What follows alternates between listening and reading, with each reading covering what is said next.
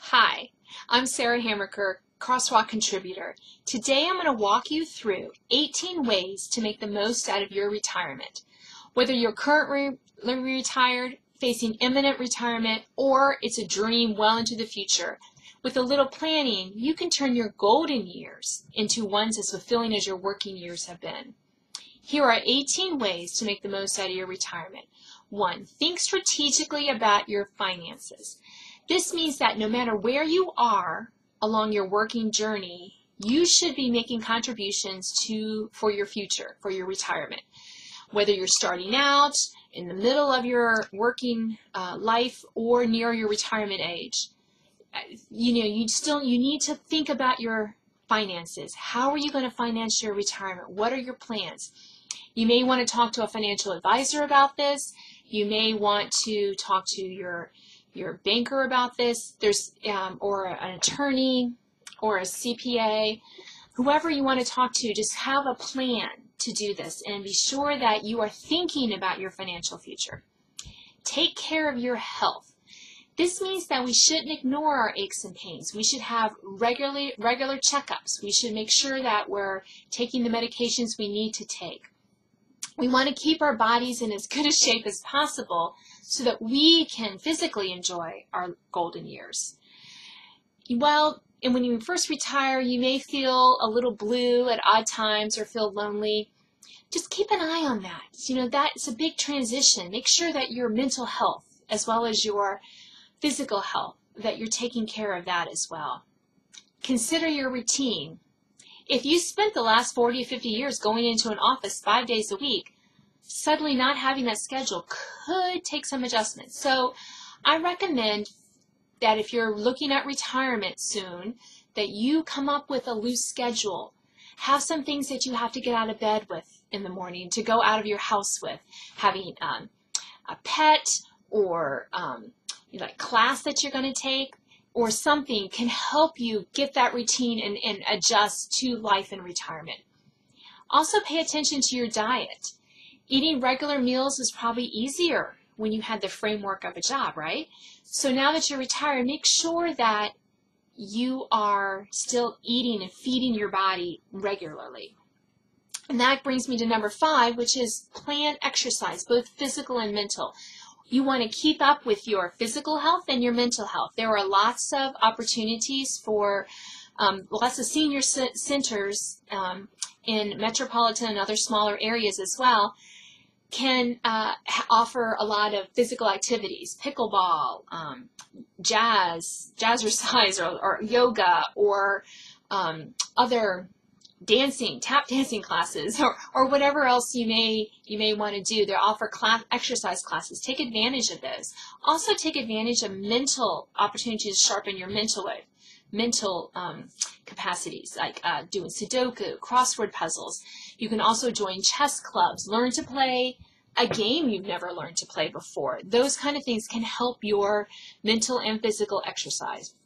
Write a bucket list. What do you want to do in your retirement? If you're already in retirement and you haven't done this, what do you want to do? Do you want to travel? Do you want to visit places? Do you want to pick up a new skill? Like one of my sisters who retired took a beer making class because that's what she was interested in. And she didn't have the time before. So think about what you may want to have the time for. Do you want to learn how to bake, how to decorate cakes? Do you want to learn how to program a computer? There are many things that you can do. So write a bucket list and then make a plan for how you'll tackle those lists. Catch up with family and friends. This is a great time to reconnect or to strengthen those connections.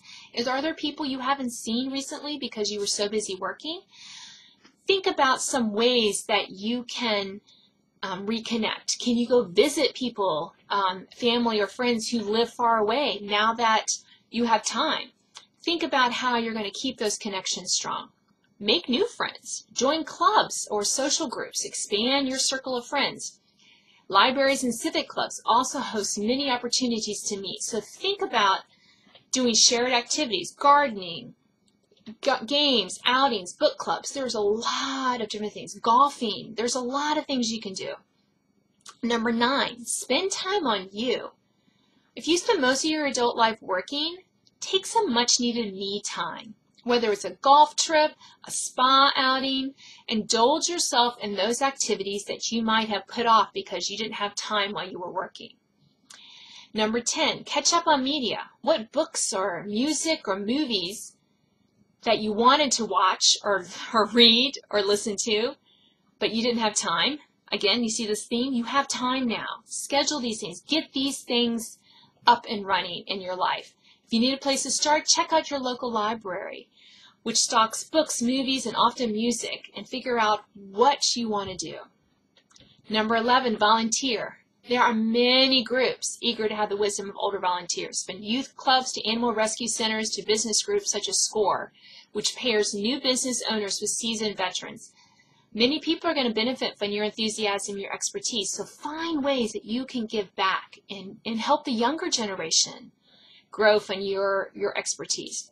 Travel.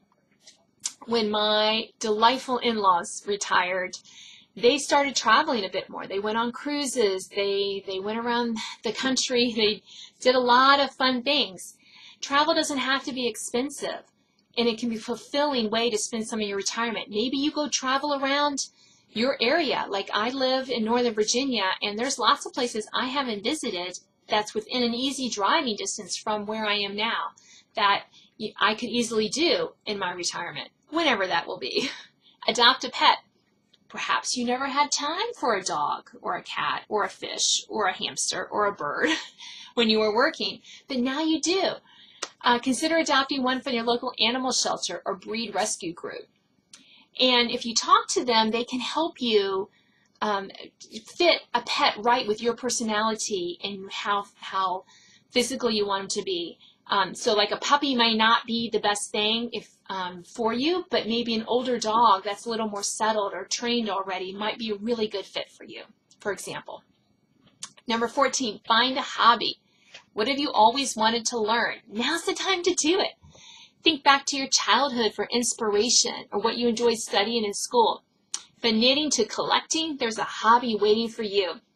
Check out online, look at your county continuing education class brochures for ideas. I know in Fairfax County, Virginia, where I am, they offer classes like on woodworking and crafting and other things for adults. So you could take those and figure out, hey, maybe I like this, maybe I don't. I think it's a great opportunity to do when you're retired. Number 15, teach. Whether it's signing up to be a substitute teacher in the local school system or offering to share your expertise in a class setting for that continuing education course, impart your knowledge to the next generation or your peers. Many positions don't require a teaching certificate or education degree. For example, I know one of my neighbors across the street, when he retired, he taught several woodworking classes because he was a woodworker, a very talented woodworker. So he was able to put his expertise to work and teach others. So that's another option. Number 16, go on a missions trip. My aunt and uncle, when my uncle retired, went on several missions-oriented trips. There were both overseas and U.S.-based opportunities to share the gospel, so short-term and longer-term mission trips. These groups build houses and schools. They establish schools. They provide needed support to local pastors and much more. Be sure you get a good idea what the physical requirements are so that you'll be a good fit for whatever mission, but consider going and helping. Number 17, get a part-time job. You may not need the money, but a part-time job might be just the ticket to having a fulfilling retirement. When my father retired from working in the county planning department, he got a part-time job putting up county notices and delivering paperwork to county commissioners ahead of monthly meetings. It allowed him to keep up with his former coworkers, provided a little extra income, and it gave him something to do a few hours a week. He really enjoyed it. I mean, he loved doing that. So your part-time job could be related to your former work. It could be something totally different. So think about that. If you're a little bit at loose ends and would like that structure of some sort of job, a part-time job may be just what you need. And finally, number 18, go back to school. Many colleges and universities offer steep senior discounts or even allow seniors to audit classes for free, so you're not taking the course for credit. One retired couple in my neighborhood has audited many history and literature classes at the nearby university.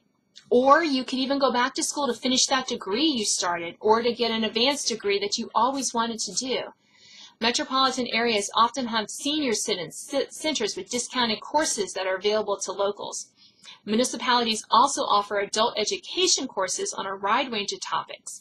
So you can also just kind of go back to school, finish that degree, get the extra degree you wanted, or just take classes you were interested in. Maybe you were an engineering major and that you spent your job in the engineer field, but maybe you really love history. Well, now you can indulge in that.